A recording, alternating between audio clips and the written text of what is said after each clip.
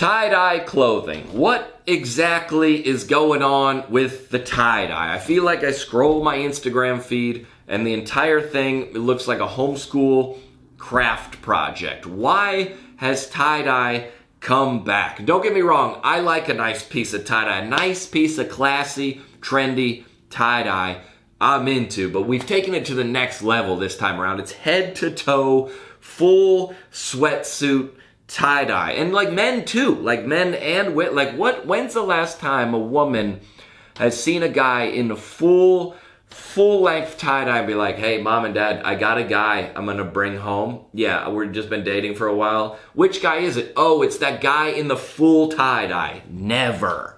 Listen, don't get me wrong, the tie-dye trend is here. And we're okay, it's here. Now we gotta deal with it. And I think this is why it's become trendy.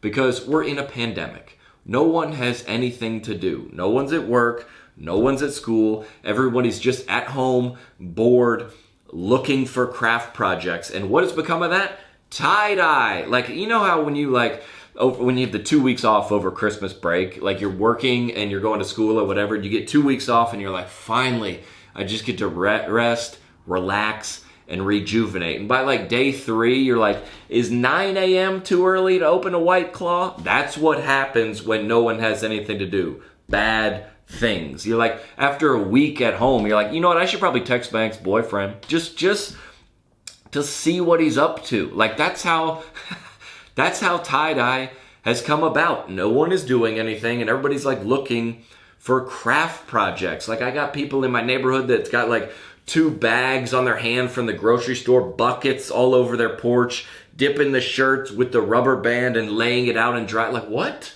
Like maybe, yeah, you know, if there's any argument to restart the economy, it's the tie-dye trend that's been happening. I'm just saying I like it, but once we started like changing our own oil and like started planting gardens, I was like, okay, enough is enough. We need to get back to work. Listen. We all know how to tie-dye. That's why it's so convenient as well. Everyone has been to summer camp, to Boy Scouts, to church camp. We know we've all done it. Ask any middle school or elementary school teacher on earth. They have a tie-dye kit ready to go at all times. And tie-dye, if you didn't know this, actually became popular in the 1960s. People started wearing floral and vibrant colors to protest the Vietnam War. And now people are wearing tie-dye to protest I'm not sure what exactly. Anyway, I'm just saying these trends seem to come and go very, very quickly. And listen, tie-dye was popular in the 60s. It came back in the 90s. And now it's coming back again. And we should know just by everything we've seen that just because you bring something back, just because you reboot something, doesn't mean it's going to be better the second time. I'm just saying.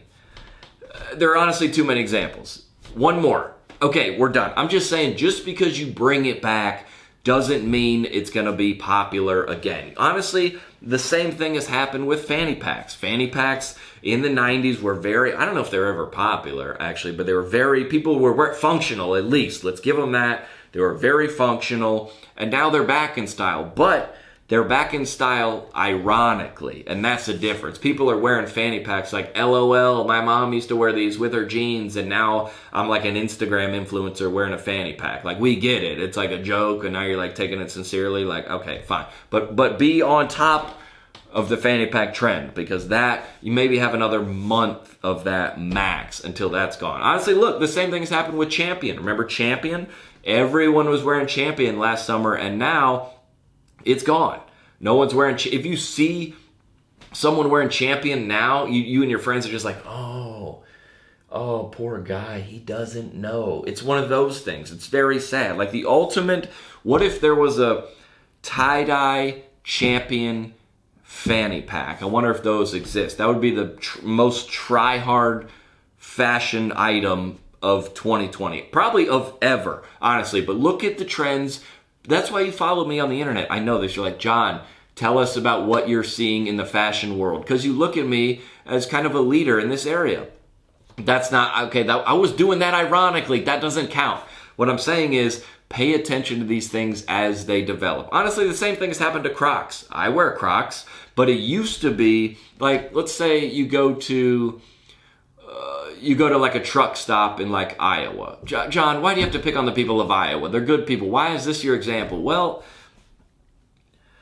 okay, I'm just saying that's not an accurate description of the people of Iowa. I've toured there many times. They're great people. I'm just saying, if you go to a truck stop in Iowa and you see a lady wearing Crocs, you're like, oh, she's doing that like sincerely. Like she really probably needs to like be fishing in a pond, and then she needs to like go to church. And this footwear fits both of that. That I get. But when you see like people now wearing Crocs, like, like girls in college, or like, Post Malone has his own line of Crocs. We're doing that ironically, so that's different. So you always want to stay on top of the trends at all time. But like, hey, is he wearing this like for real, or is he wearing this like as a joke? It's very important to know the distinction. And sometimes you don't know. Like, look at a mullet, for example. This like Morgan Wallen, Theo Vaughn, these guys wear mullets as like a legit haircut, but I think it's a joke. At least Theo's a comedian, and like Morgan is like he's like wearing, look at him and like, LOL, it's a mullet, because mullets used to be like,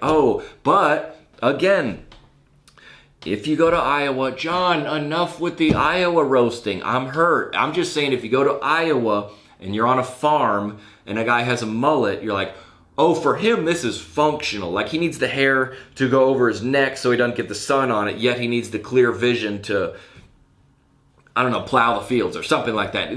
But it's the same with like a bowl cut. I was at a sushi restaurant downtown and I saw a guy with a bowl cut. I was like, oh, dude, like, ironic bowl cut. Awesome. But I used to go to Lancaster, Pennsylvania for Christmas, and there's Amish people there with bowl cuts who were like, oh, that's a sincere bowl cut. You gotta know the difference at all times and watch these things as they develop. Like, take, for example, this haircut. A lot of people would say it's very, very out of style. But if you, let's just say I'm behind the trend, but you could also say I'm ahead of the trend because we're watching this one about to come back. Just wait. It hasn't yet, but just wait. And fellas, listen, pay attention to your shorts length. I learned this the hard way the other day. I was wearing a pair of shorts, a normal pair of shorts, and my friend Sam was like, dude, sweet cholo shorts. I was like, what?